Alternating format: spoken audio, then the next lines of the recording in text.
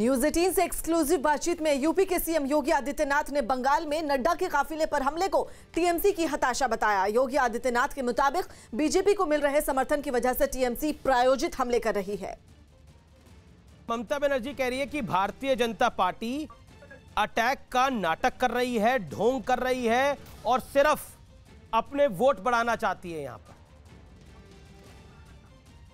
देखिए, तो बंगाल के बारे में पूरी दुनिया जान रही है कि बंगाल में किस प्रकार की सरकार चल रही है, कैसे राजनीतिक दलों के कार्यकर्ताओं पर हमले करके और नृशंस हत्याएं कर दी जाती हैं, कैसे वहां पर कानून व्यवस्था की बदहाल स्थिति है।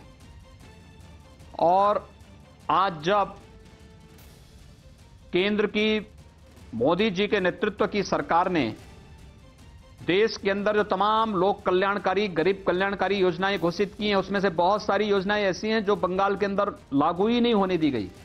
जी, लेकिन प्रधानमंत्री किसान सम्मान निधि, आरोप है आयुष्मान भारत जैसी योजनाएं, जी, लेकिन अगर ये योजनाएं बंगाल के अंदर अगर लागू हो जाएं, जी सर, तो कम से कम वहां के नागरिकों को स्वास्थ्य की बेहतर सुविधा और किसानों की आर्थिक बेहतरी का कार्य हो सकता है योगी जी। लेकिन इसीलिए सब नहीं होने देना चाहते लोग। आर्थिक मोर्चे पर सरकार के लिए राहत की खबर आई। अक्टूबर महीने के औद्योगिक उत्पादन के जो आंकड़े आए वो अनुमान से अच्छे रहे। न्यूज 18 के प्रदीप पंड्या की रिपोर्ट है कि अक्टूबर में औद्योगिक उत्पादन उछलकर करीब 3.5% हो गया। सितंबर में यह आंकड़ा 0.2% था, यानी ऐसा लगातार दूसरे महीने हुआ जब औद्योगिक उत्पादन पॉजिटिव रहा। हालांकि कोरोना संकट की वजह से 6 महीने तक इसमें गिरावट आई थी, लेकिन अब जो आंकड़े आ रहे हैं उससे ऐसा लग रहा है कि उद्योग पटरी पर लौट रहा, क्योंकि अक्टूबर महीने में मैन्युफैक्चरिंग में 3.5%, जबकि बिजली उत्पादन में 11% से ज्यादा की ग्रोथ दर्ज की गई।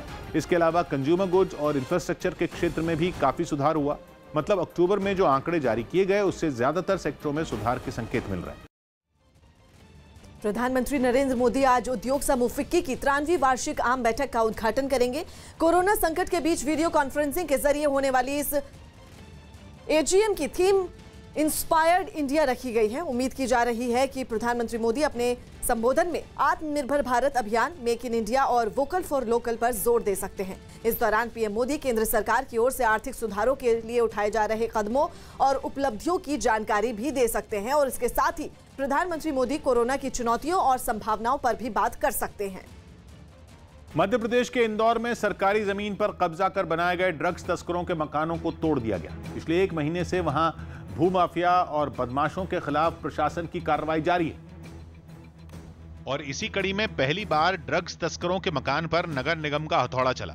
सबसे पहले नगर निगम के अधिकारी पुलिस के साथ खजराना इलाके में पहुंचे, जहां उन्होंने ड्रग्स तस्कर मजहर के 3 मंजिला अवैध मकान को खुदाई करने वाली एक बड़ी मशीन से ढहा दिया। वहां से आई एक दूसरी तस्वीर में नगर निगम के कर्मचारी मकान के दूसरे हिस्सों पर भी हथौड़ा चलाते दिखे। इस कार्रवाई से पहले घर के अंदर मौजूद सारा सामान बाहर निकाला गया। इस दौरान वहां से कई अवैध हथियार भी बरामद हुए। बहुत सारे अवैध हथियार बरामद हुए हैं, जिसको पुलिस ने जब्त किए हैं। प्रशासन की इस कार्रवाई का मकान में रहने वाली महिलाओं ने विरोध किया, लेकिन पुलिस के आगे उनकी एक न चली। इस दौरान वहां बड़ी संख्या में पुलिस और नगर निगम के अधिकारी मौजूद रहे। जनवरी 2021 में आने वाली पूर्व राष्ट्रपति स्वर्गीय प्रणब मुखर्जी की किताब में कई बड़े दावे किए गए हैं। जो पब्लिकेशन हाउस उनकी किताब छापता है, उसने किताब के कुछ पन्ने ट्वीट कर दावा किया कि प्रणब मुखर्जी की किताब द प्रेसिडेंशियल ईयर्स में 2014 के लोकसभा चुनाव में कांग्रेस की हार के लिए सोनिया गांधी और पूर्व पीएम मनमोहन सिंह को जिम्मेदार बताया गया। ये दावा भी किया गया कि किताब में प्रणब मुखर्जी ने लिखा कि उनके राष्ट्रपति बनने के बाद कांग्रेस पार्टी ने अपना फोकस खो दिया था। एक तरफ सोनिया गांधी पार्टी के मामले संभाल नहीं पा रही थी, तो दूसरी तरफ तत्कालीन प्रधानमंत्री डॉक्टर मनमोहन सिंह के संसद से लगातार नदारद रहने से सांसदों से सीधा संपर्क टूट गया था। प्रणब मुखर्जी ने लिखा है कि कई पार्टी नेता ये मानते थे कि अगर 2004 में वो पीएम बन गए होते तो 2014 में इतनी बुरी हार का सामना नहीं करना पड़ता। हालांकि वो खुद ऐसा नहीं मानते। प्रणब मुखर्जी ने अपने कार्यकाल के दौरान काम करने वाले दोनों पीएम प्रधानमंत्री मोदी और पूर्व प्रधानमंत्री डॉक्टर मनमोहन सिंह की तुलना भी अपनी किताब में की है। प्रणब लिखते हैं कि मनमोहन सिंह का ज्यादा वक्त उनके कार्यकाल के दौरान यूपीए गठबंधन को बचाने में ही निकल गया, जिसका बुरा असर प्रशासन पर पड़ा। आतंकवाद के मुद्दे पर पाकिस्तान की इमरान सरकार की पोल एक बार फिर दुनिया के सामने खुल गई। न्यूज़ 18 के शैलेंद्र वांगू की रिपोर्ट है कि मुंबई हमले के मास्टरमाइंड ज़कीउर रहमान लखवी को हर महीने पाकिस्तानी रुपयों के हिसाब से 1.5 लाख मिलेंगे। उसमें उसे खाने पीने, दवाओं, यात्रा और वकील की फीस के लिए ये पैसे दिए जाएंगे। सूत्रों के मुताबिक इमरान सरकार ने संयुक्त राष्ट्र सुरक्षा परिषद में लखवी को पैसे देने के लिए अर्जी दी थी, जिसे संयुक्त राष्ट्र सुरक्षा परिषद की ओर से मंजूरी दे दी गई। इससे पहले अगस्त 2019 में भी इमरान सरकार के कहने पर आतंकी हाफिज सईद को जेब खर्च की इजाजत मिली थी। दिल्ली नगर निगम के बकाये फंड की मांग के साथ बीजेपी आम आदमी पार्टी के विधायकों के घर के बाहर प्रदर्शन करेगी। बीजेपी ने ट्वीट कर इसकी जानकारी दी है। वहीं एमसीडी ने सोमवार को सीएम केजरीवाल के घर के बाहर नगर निगम का दफ्तर लगाने का ऐलान किया। दिल्ली बीजेपी के अध्यक्ष आदेश गुप्ता ने इस मुद्दे पर दिल्ली के उपराज्यपाल अनिल बैजल से मुलाकात भी की। बीजेपी जहां प्रदर्शन कर रहे मेयरों से ना मिलने पर आम आदमी पार्टी को घेरने में जुटी है, तो वहीं आम आदमी पार्टी बीजेपी पर राजनीति करने का आरोप लगा रही है।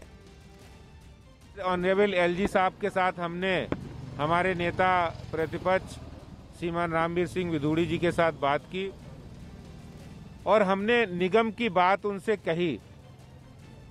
मैंने कहा कि आप इस दिल्ली प्रदेश के संवैधानिक मुखिया हैं, आप मुख्यमंत्री जी को कहिए कि तुरंत ही निगम की बकाया राशि को रिलीज करें ताकि निगम अपने कर्मियों को सैलरी दे सके और निगम के जो रुके हुए विकास के काम हैं वो चालू हो सके। बीजेपी जिस गैर जिम्मेदारी से एमसीडीज को चला रही है, भाजपा ने जिस तरह तीनों कॉरपोरेशन को भगवान भरोसे छोड़ा हुआ है, ये इस बात से पता चलता है कि पिछले 15 दिनों में तीनों जो दिल्ली की म्युनिसिपल कॉरपोरेशन है, north MCD, south MCD, east MCD, तीनों कॉरपोरेशन में एक भी कमिश्नर नहीं है। दक्षिण चीन सागर में चीन और अमेरिका के बीच चल रहा तनाव चीन की हरकतों की वजह से खतरनाक जंग में बदल सकता है। खबर है कि चीन ने दक्षिण चीन सागर में अमेरिकी जहाजों की मौजूदगी से चिढ़कर सैन्य अभ्यास किया, जो कि माना जा रहा है कि वहां गश्त लगा रहे अमेरिका के 2 जहाजों को उकसाने के लिए किया गया। बताया गया कि चीन ने मिसाइलों से लेकर गोला बारूद तक अपने तरह तरह के हथियारों के भरे पूरे जखीरे के साथ ड्रिल की। इतना ही नहीं, उसने दुश्मन के जहाज को तबाह करने की अपनी ताकत की भी नुमाइश की। चीन पूरे दक्षिण चीन सागर पर अपना हक जताता है, लेकिन अमेरिका उसके दावे को नहीं मानता। इसलिए अमेरिका के जंगी जहाज दक्षिण चीन सागर में गश्त लगाते रहते हैं। चीन को यह मंजूर नहीं, इसलिए अमेरिका को डराने के लिए उसने अपना शक्ति प्रदर्शन करके गीदड़ भभकी देने की कोशिश की, लेकिन अमेरिका भी उसके आगे घुटने टेकने को तैयार नहीं। उसने भी एक दिन पहले ईंट का जवाब पत्थर से देते हुए चीन की हवाई सीमा में अपना एक जासूसी विमान उड़ाकर उसे अपनी हद में रहने की चेतावनी दे डाली। महाराष्ट्र की उद्धव सरकार ने अपने कर्मचारियों को आदेश दिया है कि वो दफ्तर में जीन्स और टी-शर्ट पहनकर ना आए। सरकार ने कहा कि स्थायी और संविदा कर्मचारी सचिवालय और सरकारी दफ्तरों में जीन्स टी-शर्ट पहनकर ना आए। कर्मचारियों को प्रोफेशनल दिखने के लिए फॉर्मल कपड़े पहनने का आदेश दिया गया है। सचिवालय में महिलाओं के लिए साड़ी, चूड़ीदार सलवार कमीज और दुपट्टा अनिवार्य कर दिया गया है। पुरुषों के लिए फॉर्मल शर्ट, पैंट पहनना अनिवार्य है। मंत्रालय में सभी मंत्रियों के दफ्तर हैं। अब तक बाहर से मंत्रियों को मिलने आने वाले लोगों के लिए कोई आदेश नहीं दिए गए हैं। सिर्फ सचिवालय में काम करने वाले सरकारी और कॉन्ट्रैक्ट कर्मचारियों के लिए ये आदेश है। जो सर्कुलर निकला है वो सर्कुलर इसलिए निकला है कि जिस जगह पे हम जाते हैं उसकी गरिमा रहे। यानी आप फ्लोटर्स पहन के नहीं आ सकते, आप स्लीपर्स पहन के नहीं आ सकते हैं, आप टी शर्ट जो है, कुछ कर्मचारी जो है वो डिज़ाइनर पहन के आते थे। तो ये कोई हॉलिडे वाली जगह तो है ही नहीं है। जब भी आप किसी जगह जाते हैं तो उसका एक ड्रेस कोड होना चाहिए, तो उस ड्रेस को मेंटेन करेंगे तो उसकी ज़रा गंभीरता बढ़ती है। तो उसको ध्यान में रखते हुए जो है ना, महाराष्ट्र विकास अघाड़ी सरकार ने ये सर्कुलर निकाला हुआ है। सिर्फ कपड़े बदलने से नहीं चलेगा, उनका जो लोगों के साथ काम करने का रवैया है वो रवैया बदलने के लिए सरकार क्या करने वाली है ये देखना पड़ेगा। और इसी के साथ साथ शिरडी के साईं मंदिर ने ड्रेस कोड लगा दिया तो लोगों ने हल्ला गुल्ला किया, और ये हल्ला गुल्ला करने वाले लोगों को बढ़ावा देने वाले लोग ही सरकार में बैठे हैं। अब ये ड्रेस कोड के बारे में, ये हल्ला गुल्ला करने वालों को जिन्होंने बढ़ावा दिया था, ये क्या करने वाले हैं?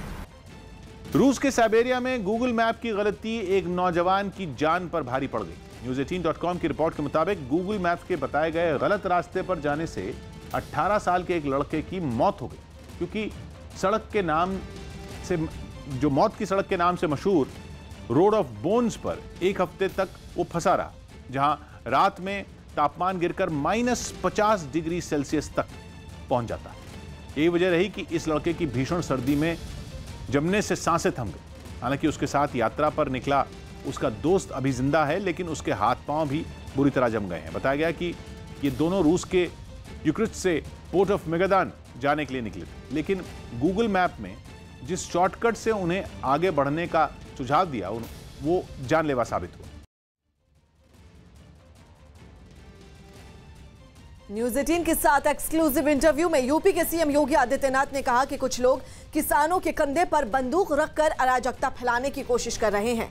किसान आंदोलन में शर्जिल इमाम और उमर खालिद के पोस्टर दिखने के सवाल पर योगी आदित्यनाथ ने कहा कि किसान आंदोलन भटकाव की तरफ जा रहा है। जब यहाँ पे उमर खालिद और शर्जिल इमाम या फिर उन नक्सलाइट को जो भारत की इंटीग्रिटी पर, भारत की सुरक्षा पर, भारत की प्रभुता पर प्रहार करते हैं, जब उन लोगों को वहां पर सम्मानित करने का और उनकी वकालत की जा रही हो, तो स्पष्ट कहा जा सकता है कि आंदोलन पूरी तरह भटकाव की ओर जा चुका है। और ये किसान तो केवल मुखौटा हो गया है, असली निशाना तो क्या नेशनल इंटीग्रिटी को ठेस पहुंचाना है। योगी जी, क्या आपको लगता है कि मुझे लगता है जिस तरह से भारत भक्त, कोई भी भारत का नागरिक, भारत का कोई जवान, भारत का कोई किसान, भारत का कोई युवा, भारत की कोई महिला, भारत का कोई भी नागरिक योगी जी इसको स्वीकार नहीं कर सकता। बंगाल में बीजेपी अध्यक्ष जेपी नड्डा के काफिले पर हुए हमले के विरोध में देश के कई शहरों में प्रदर्शन हुआ। एक दिन पहले राज्य के दक्षिण 24 परगना में नड्डा के काफिले को कुछ लोगों ने निशाना बनाया था, जिसके विरोध में बीजेपी कार्यकर्ताओं ने बंगाल की मुख्यमंत्री ममता बनर्जी के खिलाफ मोर्चा खोल दिया और देश के कई शहरों में उनका पुतला जलाया गया। पटना में बीजेपी कार्यकर्ताओं ने ममता का जो पुतला जलाया, उसमें वो हाथ में एक पत्थर लिए दिखी। इन लोगों ने पहले इस पुतले के साथ मार्च निकाला और फिर ममता बनर्जी के खिलाफ नारे लगाते हुए उसे जला दिया। ममता बनर्जी हाय हाय। जबकि मुंबई में बीजेपी के कार्यकर्ताओं ने ममता बनर्जी के पोस्टर पर कालिक पोतकर अपना गुस्सा दिखाया। उन्होंने ममता के पोस्टर और बैनर लेकर प्रदर्शन किया और उनका पुतला जलाया। देश के दूसरे हिस्सों के अलावा बंगाल में भी कई जगहों पर बीजेपी कार्यकर्ता सड़कों पर उतरे। वहां के दुर्गापुर में तो प्रदर्शनकारियों ने बीच सड़क पर टायर जला दिया और वहीं बैठकर प्रदर्शन करने लगे। उनमें एक आदमी तो सड़क पर ही लेटकर नारे लगाता दिखा।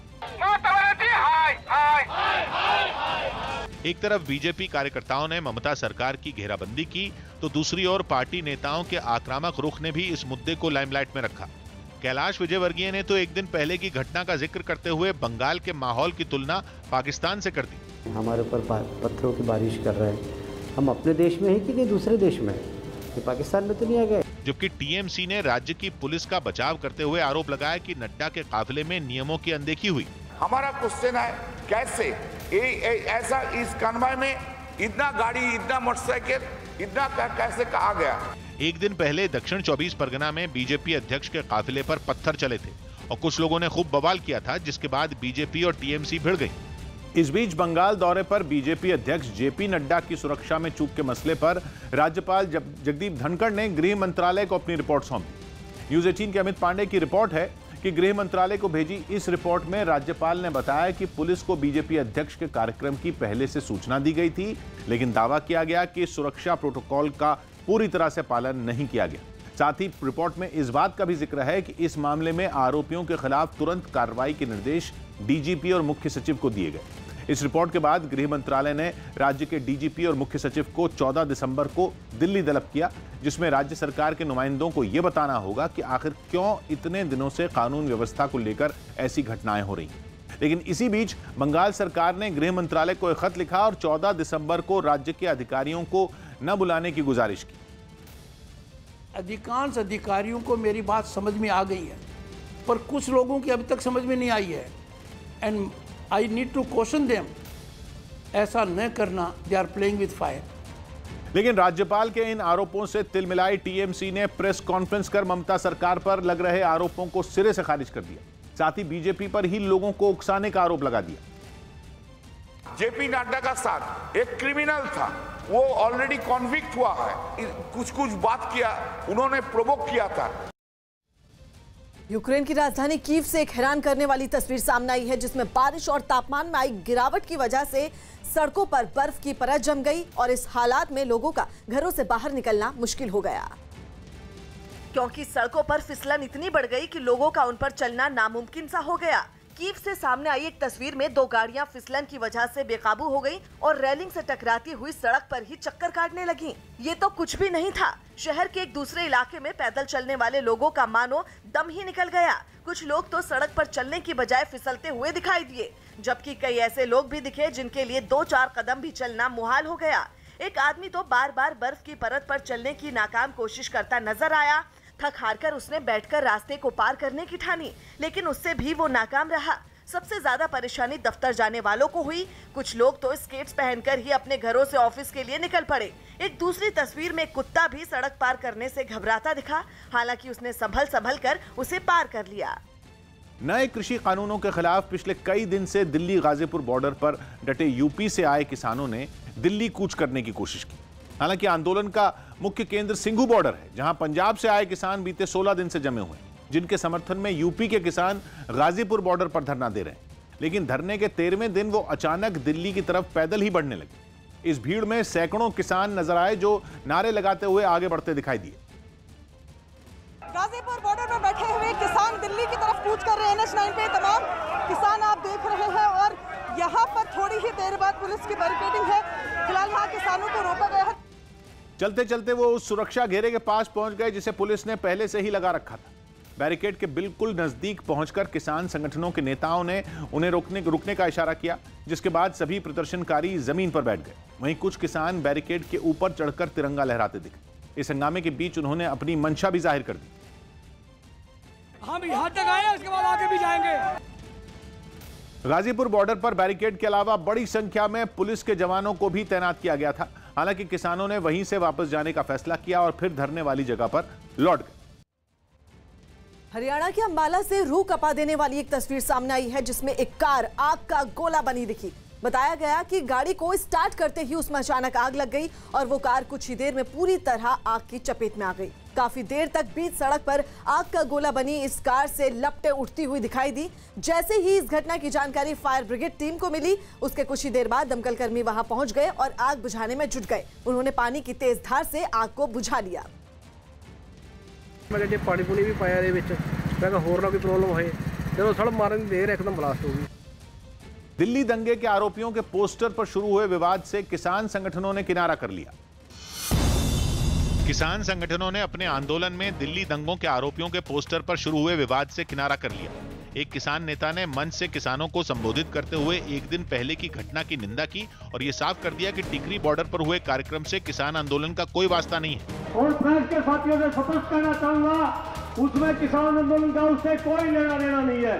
वहीं किसान आंदोलन में शर्जील इमाम और उमर खालिद का पोस्टर दिखने के मामले में केंद्र सरकार ने भी किसान संगठनों को सावधान रहने की नसीहत दी। किसान यूनियन को सावधानी बरतना चाहिए।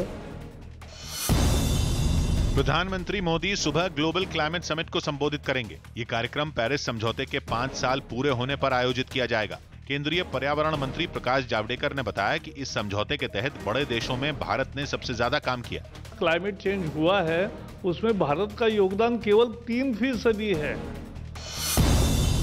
इंडियन मेडिकल एसोसिएशन की तरफ से हड़ताल के ऐलान के बाद देश भर में डॉक्टरों ने काम बंद रखा। हालांकि इस दौरान इमरजेंसी सेवाएं चलती रहीं। इसी के तहत दिल्ली के हिंदू राव अस्पताल में डॉक्टरों ने काली पट्टी बांधकर प्रदर्शन किया। ये डॉक्टर आयुर्वेदिक डॉक्टरों को सर्जरी की मंजूरी देने का विरोध कर रहे हैं। मेडिकल केयर में भी अब डिफरेंस ला दें, ये जायज बात नहीं है।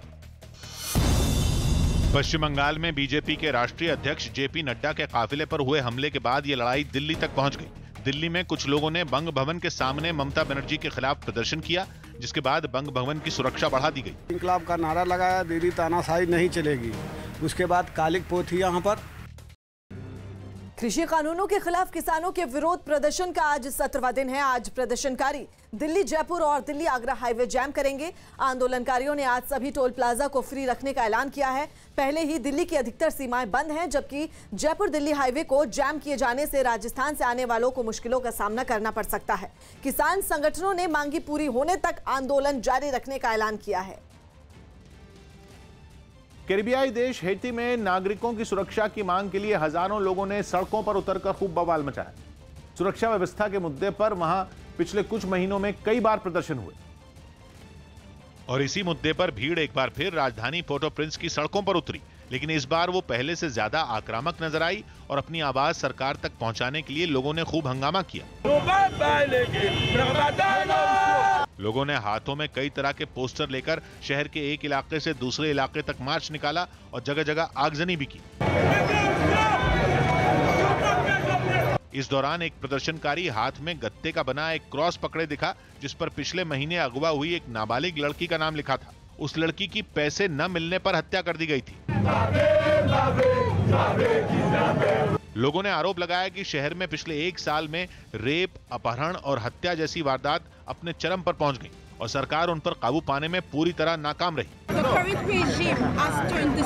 हालांकि प्रदर्शनों के बीच हालात पर नजर रखने के लिए पुलिस की कई टीमें गश्त भी करती नजर आईं। दिल्ली एनसीआर में मौसम ने करवट ली है। दिल्ली के कई इलाकों में बारिश शुरू हो गई है। मौसम विभाग के मुताबिक south Delhi, south west Delhi, Dwarka, IGI airport के इलाके के अगले कुछ घंटों तक बारिश होगी। वहीं एनसीआर में भी कई जगह बारिश हो रही है। बेमौसम बारिश की वजह से लोगों को कई जगहों पर मुश्किल का सामना करना पड़ रहा है।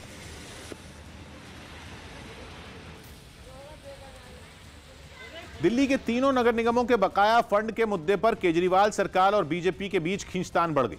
तीनों नगर निगमों पर बीजेपी का कब्जा है और पिछले कई दिनों से वहां के मेयर और डिप्टी मेयर बकाया फंड जारी करवाने के लिए सीएम आवास के बाहर धरने पर बैठे हैं। लेकिन उस धरने का कोई नतीजा नहीं निकलता देख बीजेपी ने केजरीवाल के मंत्रियों के घर के बाहर प्रदर्शन किया। पार्टी कार्यकर्ता इस बात से गुस्से में दिखे कि इतने दिन बीत जाने के बाद भी केजरीवाल ने मेयर और पार्षदों से मुलाकात नहीं की। यही वजह रही कि उन्होंने निगमों का 13,000 करोड़ का फंड जारी करवाने के लिए प्रदर्शन तेज करने का फैसला किया और दिल्ली के सिविल लाइंस इलाके में इकट्ठा हुए। इस इलाके में दिल्ली के कई मंत्रियों का घर है, लिहाजा बीजेपी कार्यकर्ता उस ओर बढ़ गए, लेकिन पुलिस वहां पहले से तैनात नजर आई और उसने उन्हें मंत्रियों के घर से थोड़ी दूरी पर रोक दिया, जिसके बाद वो पुलिस की बात तो मान गए, लेकिन उन्होंने अपना प्रदर्शन जारी रखा और नारे लगाते रहे। जो बीजेपी कार्यकर्ता हैं वो सिविल लाइन में इस तरीके से प्रदर्शन कर रहे हैं। ये जो जगह है यहाँ पर दिल्ली सरकार के 3 से 4 मंत्रियों का घर पड़ता है। बीजेपी ने दावा किया कि बकाया फंड नहीं मिलने की वजह से निगम कर्मचारियों को वेतन नहीं मिल पा रहा है। यही नहीं, वो इस मुद्दे पर केजरीवाल सरकार से दो हाथ करने के मूड में दिखी। भारतीय जनता पार्टी का एक एक कार्यकर्ता हजार के बराबर है, हम अपना अधिकार लेके रहेंगे। जबकि दिल्ली सरकार के मंत्रियों ने दो टूक कहा कि उसे निगम को पैसे देने नहीं बल्कि निगम से पैसे लेने हैं। हमने लोन दे रखा उनको और लोन के अभी रिकवर करना है, वो रिकवर नहीं किया है। इस बीच पता चला कि तीनों निगमों के मेयर बकाया फंड मिलने तक सीएम के घर के बाहर धरना जारी रखने की बात पर अड़े हुए हैं। छत्तीसगढ़ महिला आयोग के अध्यक्ष के बयान पर विवाद हो गया। बिलासपुर में छत्तीसगढ़ महिला आयोग की अध्यक्ष किरणमयी नायक के लिव इन रिलेशनशिप के मुद्दे पर एक दिन पहले दिए गए बयान पर विवाद खड़ा हो गया। लड़कियां पहले सहमति से संबंध बनाती हैं, लिव इन में भी रहते हैं और उसके बाद फिर एफआईआर करते हैं। इस विवादास्पद बयान पर मचे बवाल के बीच राज्य के मुख्यमंत्री भूपेश बघेल ने इससे किनारा कर लिया। उन्होंने यदि कुछ कहा है तो अपने अनुभव के आधार पे कहा होगा, आंकड़े के आधार पे कहा होगा, इसलिए मैं उसमें कोई टिप्पणी नहीं करूंगा।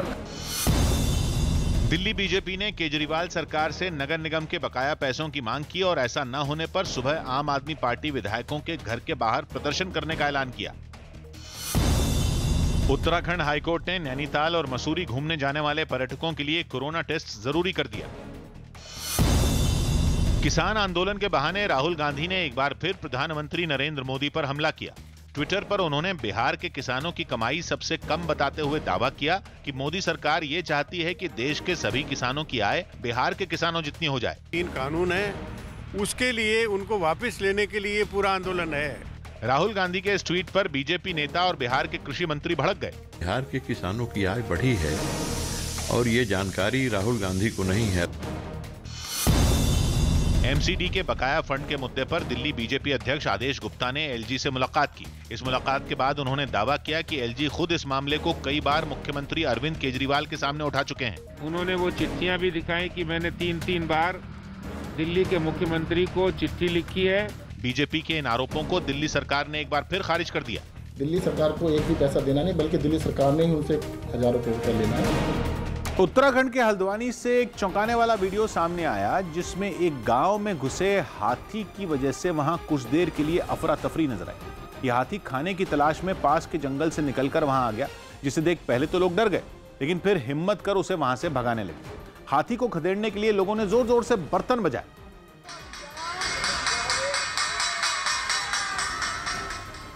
लेकिन उससे पहले वो काफी देर तक गांव में घूमता रहा, जिसकी वजह से वहां अफरा तफरी के हालात बने रहे।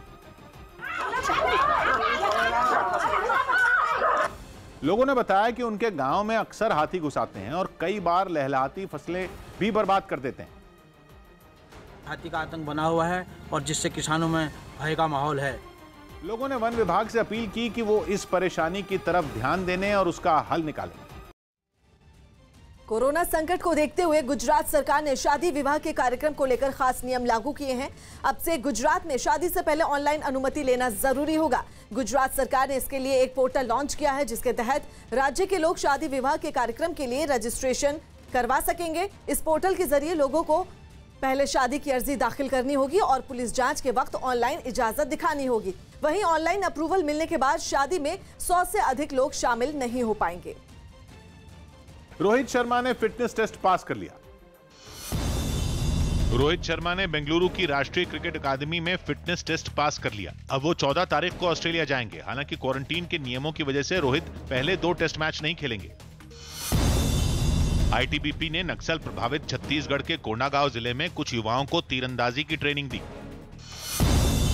पाकिस्तान के प्रधानमंत्री इमरान खान ने अपनी कैबिनेट में फेरबदल किया और शेख रशीद को गृह मंत्री की जिम्मेदारी सौंप दी। इससे पहले वो रेल मंत्री का पद संभाल रहे थे। शेख रशीद को पाकिस्तान की खुफिया एजेंसी आईएसआई का करीबी माना जाता है।